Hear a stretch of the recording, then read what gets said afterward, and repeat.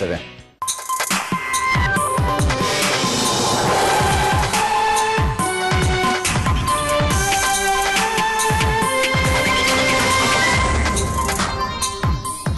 Resta in carcere il senegalese di 25 anni arrestato per la violenza sessuale su una ragazzina di 15 a Jesolo. Lui si difende, è stato un rapporto consenziente, ma la giudice conferma l'impianto accusatorio. La strage degli infortuni sul lavoro, ultima vittima, il 44enne di Ponte di Piave, morto stamane alla 3B di Salgareda, era il primo giorno di lavoro dopo le ferie. La CGIL chiede un nuovo tavolo regionale sulla sicurezza. Danni ingentissimi ai comuni in ginocchio, gli effetti del nubifragio che ha colpito Cordignano, Sarmede e Orsago la notte tra sabato e domenica, acqua, fango e rocce, centinaia di case con problemi. Ottantenni veneziani in vacanza, i ladri ne approfittano compiendo una razzia record in casa, contanti, monili e buoni postali per 500.000 euro. Dopo anni di battaglia è diventata definitiva la multa per il calcio Balilla sistemato in un locale del centro di Mestre. Secondo le norme era illegale, il gestore paga e lo regala ad un amico. Il Veneto sollecita lo Stato a ripristinare il servizio militare e civile obbligatorio della durata di 8 mesi. Domani in Consiglio regionale verrà esaminato il progetto di legge nazionale voluto dal centrodestra. Gli ultimi dati Istat confermano un Veneto attrazione turistica, stagione di alto livello, anche se con qualche problema. Il dato più importante è il ritorno dell'appeal della montagna. Buonasera e ben ritrovati con l'edizione del Veneto dei telegiornali di Antenna 3. Dunque l'avete sentito dai titoli, il GIP di Venezia, Roberta Marchiori, ha convalidato il fermo tramutandolo in arresto. Il 25enne senegalese accusato di aver abusato di una quindicenne in spiaggia a Jesolo. Secondo il legale dell'uomo, nel corso dell'interrogatorio di garanzia, il 25enne avrebbe sostenuto che il rapporto sessuale sarebbe stato consenziente. Mohamed Gueye resta in carcere. Il senegalese di 26 anni, fermato nella tarda serata di venerdì scorso perché gravemente indiziato ad essere l'autore dello stupro di una quindicenne sulla spiaggia di Jesolo, è comparso stamani davanti alla giudice per le indagini preliminari Roberta Marchiori, che al termine dell'interrogatorio di garanzia durato un'ora ha convalidato la misura cautelare in carcere. Gueye era assistito dal suo legale, l'avvocato Jacopo Stefani. Io ritengo che sia stata una buona udienza per il mio assistito. Lui ha ritenuto di rendere le sue dichiarazioni, che io ritengo siano assolutamente coerenti con il corredo indiziario, e siano fornite sostanzialmente di valido riscontro, sempre da quanto emerge dal corredo indiziario. Il 26enne non si è avvalso della facoltà di non rispondere e ha esposto la sua versione dei fatti, molto diversa da quanto è emerso fino ad ora. Il mio assistito, volendo fare un'estrema sintesi e non volendo io, per rispetto di tutti, a cominciare dalla persona offesa, ma anche per essere pendenti indagini ancora sul punto, non volendo io entrare troppo nel merito della vicenda e delle indagini svolte, ha ritenuto che il rapporto abbia avuto natura consenziente e quindi che non vi sia stato alcun tipo di violenza a danno della persona offesa. Alla luce del racconto di quella notte, l'avvocato Stefani ha quindi richiesto la revoca della misura cautelare. La giudice non ha accolto. Questo racconto, questa dinamica dei fatti sia maggiormente corrispondente a quello che si è letto peraltro anche in questi giorni, senza, ripeto, voler entrare nel merito delle indagini svolte, e aggiungerei anche più coerente rispetto a quello che è stato dichiarato dalla persona offesa. Mohamed Gueye è apparso particolarmente provato. L'impatto con l'ambiente carcerario non è mai facile e anche lui è provato dai fatti, da tutto quello che si è detto, scritto e dal profilo che gli è stato ritagliato in questi giorni. Sul fronte giudiziario c'è da registrare la decisione della Giunta Comunale di Jesolo, che stamattina in seduta straordinaria ha deliberato la costituzione di parte civile dell'amministrazione comunale nell'eventuale processo che sarà avviato nei confronti di Mohamed Gueye. Si tratta del primo atto formale dell'amministrazione Zoggia per il danno d'immagine subito dal comune e di un segno di ulteriore vicinanza alla vittima e alla sua famiglia. E la notizia del fermo di Mohamed Gueye ha suscitato incredulità a Marcon, dove il 25enne per diverso tempo ha abitato nella casa della sorella. È una vicenda che ha colpito tutta la comunità perché era una persona molto conosciuta, dice il sindaco Matteo Romanello. Sicuramente è una situazione che ci ha colpito enormemente, ha colpito tutta la comunità, perché era una persona molto conosciuta tra i suoi coetanei, tra i giovani di Marcon. Non c'è voluto molto a Marcon per capire che Mohamed Gueye, l'uomo a cui viene attribuita la responsabilità di aver stuprato una ragazzina di 15 anni a Jesolo, altri non era che Mario, pseudonimo col quale nella cittadina dell'entroterra veneziano il 26enne lo si individuava. Mario per la somiglianza con Mario Balotelli, ex attaccante dell'Inter. È una notizia che ha scioccato i suoi coetanei, spiega il sindaco Matteo Romanello. A Marcon il 26enne ha vissuto per diverso tempo, almeno fino al 2015, in una villetta a Schiera in via Don Bosco, dopodiché l'ufficio anagrafe ha proceduto alla sua cancellazione. È stata data la cancellazione della residenzialità in quanto non era più reperibile, non abbiamo più avuto riscontro di dove potesse essere domiciliato. In quella casa vivono la sorella con il marito e i figli. Viene da pensare che per lui abbia abitato o Mur abbia dichiarato la residenzialità dalla sorella per una questione proprio di familiarità. A Marcon c'è poca voglia di parlare, chi lo fa stigmatizza la vicenda orribile di cui è stata vittima una ragazzina di 15 anni. Fa effetto, ma non ci si può fare nulla.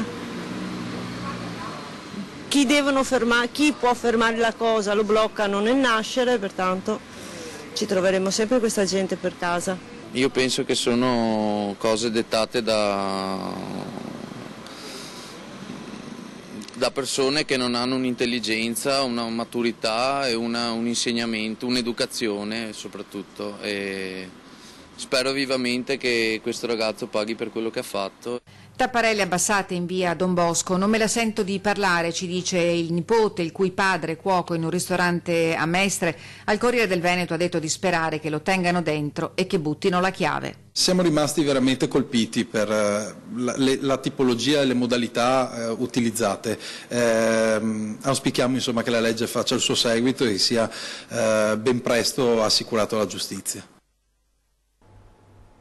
Ancora un infortunio mortale sul luogo di lavoro in Veneto, l'ultima vittima, un 44enne di Ponte di Piave, morto questa mattina alla 3B di Salgareta, era tornato dalle ferie proprio oggi.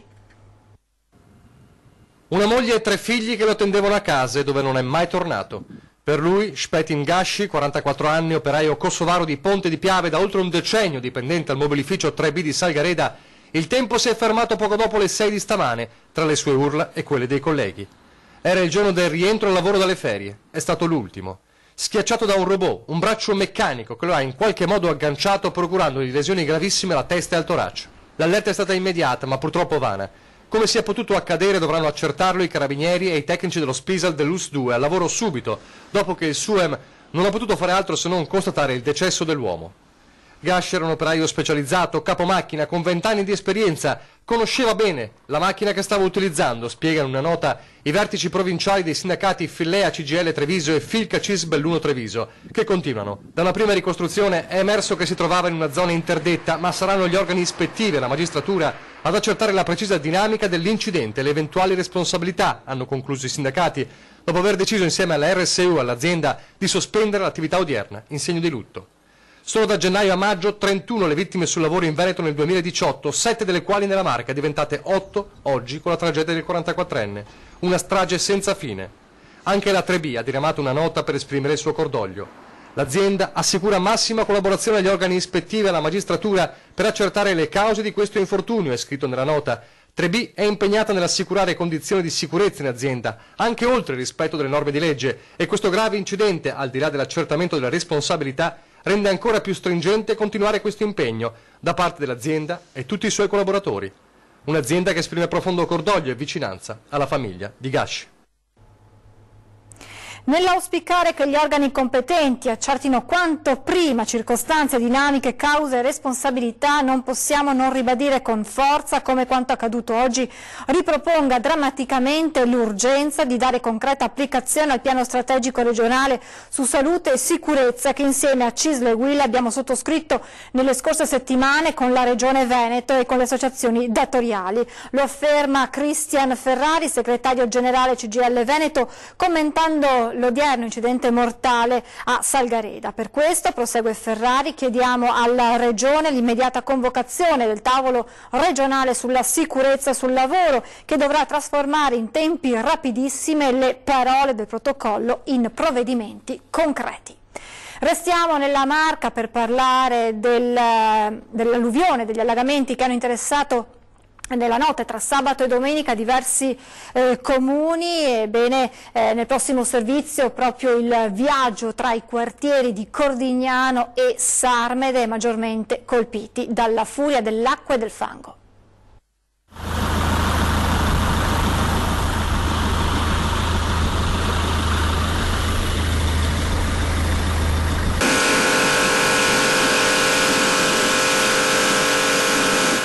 Istantanee di una notte da incubo. Sarmede e Cordignano, due territori travolti dalla furia degli elementi. Violenza raccontata nelle immagini girate sabato notte e amplificata quando il sole illumina la devastazione. Sono bastati pochi minuti perché le piogge ingrossassero il Rio Ruio e almeno altri 3 torrenti, le cui acque insieme a fango e detriti hanno invaso strade, garage scantinati, i primi piani delle abitazioni. Una sessantina gli interventi dei vigili del fuoco. A poco più di 24 ore si continua a lavorare per pulire e riportare la situazione il prima possibile alla normalità, ma tra i residenti resta la paura. In un quarto d'ora, in tempo di renderci conto che stava salendo l'acqua e l'avevamo già al primo piano. Ha preso paura? Tanta, sì. Tanta, perché correva veloce, non potevamo far niente, eravamo tutti nella disperazione totale. Qui siamo a Villa di Villa, frazione di Cordignano. La violenza dell'acqua del torrente ingrossato ha abbattuto questo muro, riversandosi in pochi minuti sulle strade. Basterebbero poi le immagini di queste auto ricoperte dal fango e oramai da rottamare per raccontare quei drammatici minuti. In questa zona la forza dell'acqua dal sottosuolo ha fatto letteralmente esplodere la pavimentazione. Abbiamo avuto un allagamento, qui è venuto giù un'onda piena e abbiamo trovato praticamente la casa allagata completamente, fango. Purtroppo i garage sono andati completamente allagati e abbiamo rimesso macchine e tutto quello che c'era dentro. Stavo controllando le pompe e praticamente a un certo punto è venuto tutto di un colpo l'acqua e non si faceva più niente, ormai avevo la macchina sotto e quindi è rimasta. È entrata anche in casa? Sì, per 10 centimetri sì. Paura? Sì, panico, perché in quel momento sì, non è facile, anche perché si vede tutto che va a rotoli. Pochi chilometri e la stessa devastazione anche in diverse frazioni di Sarmede. In questa abitazione la forza dell'acqua ha letteralmente piegato il portoncino e il basculante del garage. Sui muri il segno lasciato dall'acqua arrivata ad un'altezza di 1,5 metri, entrata nei congelatori da buttare via come questo scooter. E così di fronte alla forza della natura si tenta di risollevarsi, salvando il più possibile, che si tratti di un mobile o più semplicemente degli spartiti musicali. E ad aver registrato i danni maggiori un bed and breakfast a Sarmede. Qui fango e sassi trascinati dal torrente sono entrati nelle stanze. È sceso un pezzo di montagna, racconta il proprietario. Cade il ciliegio a Sarmede, è diventato il simbolo della devastazione che il maltempo ha portato con sé nella notte tra sabato e domenica. Qui in 5-10 minuti acqua, fango, detriti, massi come questi sono entrati letteralmente nel B&B. I segni sono ben visibili, nonostante i proprietari, insieme a familiari, amici e vicini, lavorino ininterrottamente ormai da più di 24 ore. Ha tirato giù troppa montagna dall'alto, ha riempito tutto il letto del fiume, che era in quel punto là era alto quasi 2 metri, e prima è venuta fuori l'acqua e ha spinto contro la porta dietro, l'ha aperta subito perché era troppo forte. Quando è defluita ormai l'acqua era salita a 1,30 m, qualcosa di più. Il torrente oggi è un piccolo ruscello, ma sabato notte si è ingrossato scendendo verso Ca del Ciliegio. Le immagini spiegano da sole la forza dell'acqua e del fango. È venuto giù tanta di quell'acqua che in pochissimo tempo lui ha portato giù tutta la montagna, ma ha portato giù anche oltre l'acqua anche tutta la montagna, e se andate a vederla sopra ci sono delle crode che sono quasi 1 metro di diametro. All'esterno vengono accatastati mobili, piatti e pentoli, giochi dei bimbi. Si cerca di salvare quanto possibile e di tornare alla normalità, con la consapevolezza che se ci fosse stato qualcuno in quei minuti al piano terra poteva essere una tragedia di proporzioni ben più grandi. Il giorno prima stavamo facendo un summer camp con 20 ragazzi, e dopo sono diventati 30-35 persone, sono state qua fino alle 5 del pomeriggio di sabato, e per fortuna poi dopo quel giorno lì con la notte non c'era nessuno. 80enni veneziani in vacanza, i ladri ne approfittano compiendo una razzia record in casa, con tanti monili e buoni postali portati via per un valore di 550.000 euro. Un colpo da manuale, si potrebbe dire quasi all'Arsenio Lupin, in un appartamento a Venezia. Il bottino è di quelli che fanno girare la testa. Sarebbe di oltre 500.000 euro l'ammontare complessivo della rifurtiva rubata dai ladri a Cannaregio nei giorni scorsi. La banda si sarebbe introdotta nell'abitazione di una coppia di 80enni veneziani, mettendo tutto a soqquadro e fuggendo con contanti, buoni postali e diversi monili e preziosi. I malviventi avrebbero approfittato di una breve vacanza di marito e moglie per mettere a segno il furto della vita, e a giudicare l'entità del bottino non si esclude che i movimenti delle vittime siano stati studiati nel dettaglio in queste settimane, tali da consentire l'intrusione nel momento propizio.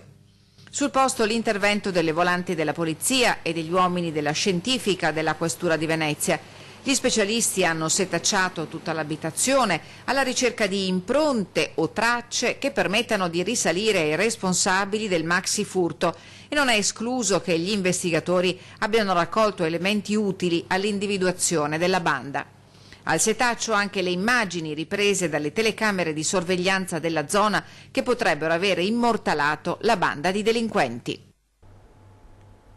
E ammonta a 200.000 euro il bottino recuperato dai carabinieri di Castelfranco, che hanno scoperto gli autori di 3 maxi razzie in altrettante ville di Asolo.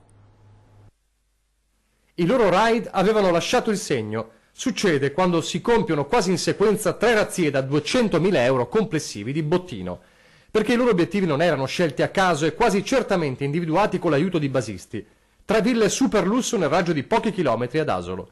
Famiglie facoltose con disponibilità di beni di un certo tipo, quadri di valore, mobili di pregio, argenteria, vestiti e borse griffate, anche accessori high-tech come televisore al plasma da 10.000 euro o strumentazione da casa domotica di ultima generazione.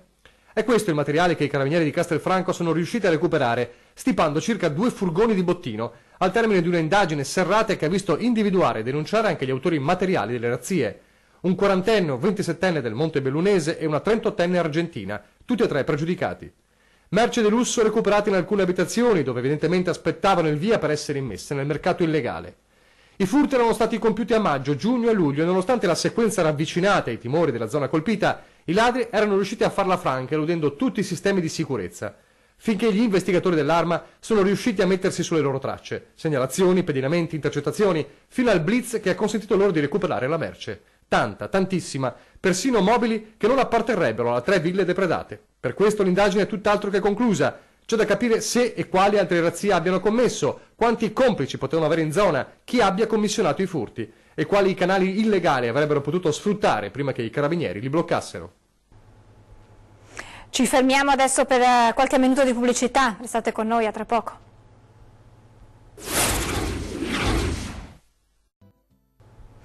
Di nuovo in diretta con la politica, perché è stato un rientro caldo dalle ferie per i componenti della maggioranza in Consiglio a Padova, resa dei conti giovedì con il sindaco Giordani, che incontrerà i capigruppo per calmare le tensioni tra le liste che lo sostengono. Intanto le opposizioni chiedono le dimissioni dell'assessore all'ambiente per la situazione del verde pubblico, che definiscono un disastro.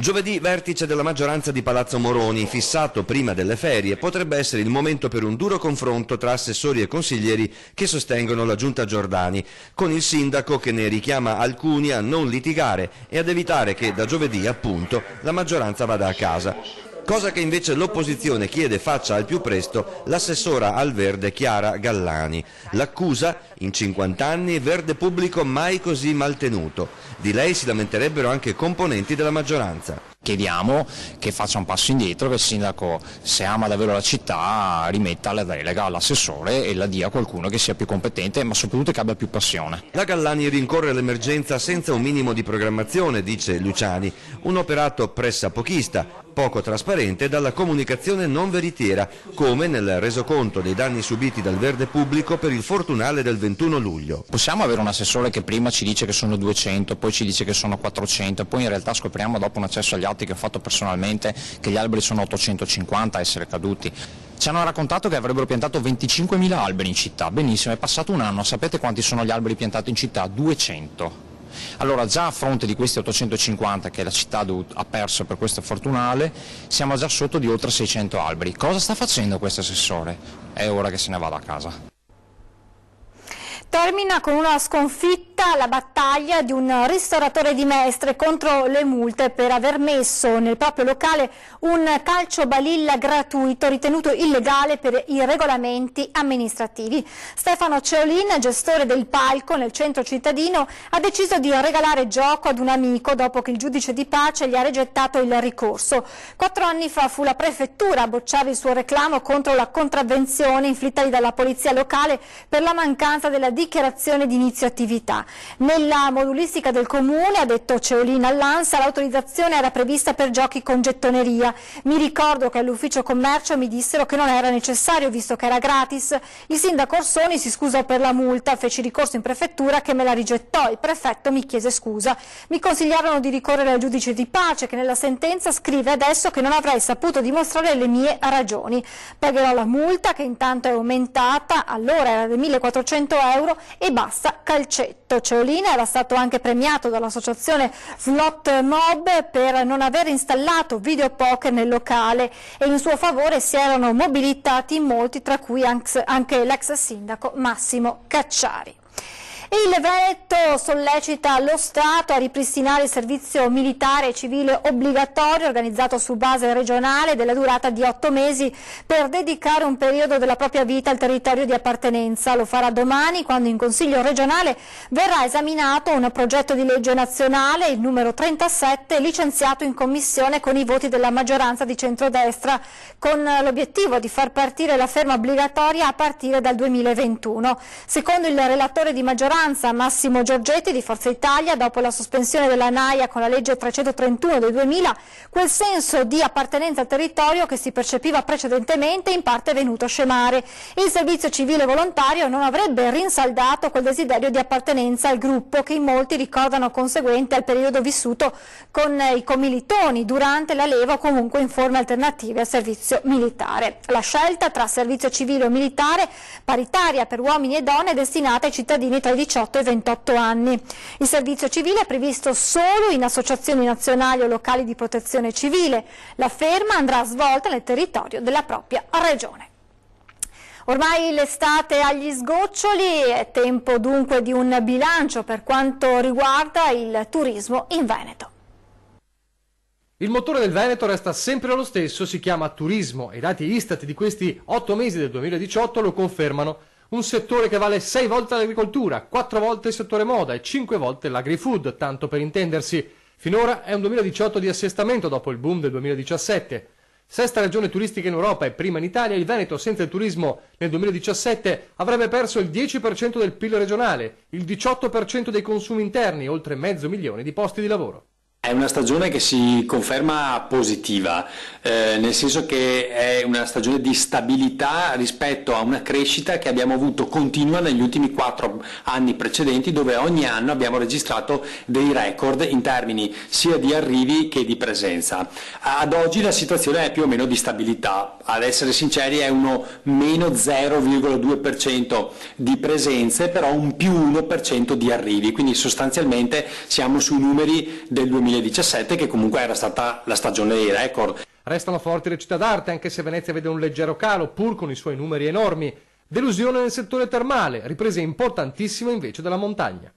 Negli ultimi anni soffriva tantissimo e quindi noi abbiamo la necessità di investire non solo su Cortina ma su tutto il Bellunese in particolare per farla riprendere, perché voi sapete che abbiamo due province a statuto speciale vicine come il Trentino e Bolzano, che purtroppo da questo punto di vista sono dei competitor importanti. E poi c'è Treviso, il capoluogo della Marche, e la sua sfida per il futuro. Treviso sta crescendo bene, sia la città che la marca trevigiana, questo per la diversificazione del prodotto, quindi si sta puntando molto sul cosiddetto turismo slow, lento del territorio, e Treviso che gode un po' anche della pubblicità internazionale che è stata fatta anche da alcuni giornali stranieri, dove appunto si indicava Treviso come una meta alternativa, particolare, piccola, una chicca, sia dal punto di vista architettonico, culturale, ma anche per le possibilità enogastronomiche che offre. Parola d'ordine, non fermarsi. Puntare molto sull'aspetto museale, quindi sulle mostre e sulle attività in particolari che si possono creare in connessione, però io lo dico sempre, con la provincia di Treviso. Cioè Treviso deve essere un punto di riferimento collegata però alla nostra Pedemontana, in maniera che il turista viene in città ma poi si sposta nella Pedemontana e va a scoprire i percorsi, che ne so, delle vie del Prosecco, piuttosto che altre possibilità che il nostro territorio offre. Quindi ci deve essere sempre questo scambio. È tutto, vi lascio le previsioni del tempo, grazie per essere stati con noi, buona serata.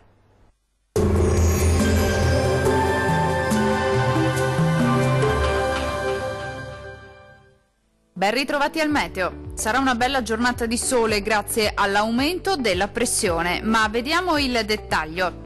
Sul Veneto la giornata sarà caratterizzata dal bel tempo, sulla nostra regione infatti sarà ampiamente soleggiato ovunque e il cielo si presenterà sereno o al massimo con presenza di poche nubi a carattere sparso. Non sono previsti fenomeni degni di nota. Temperature minime tra 12 e 17 gradi, valori massimi compresi invece tra 26 e 30 gradi circa.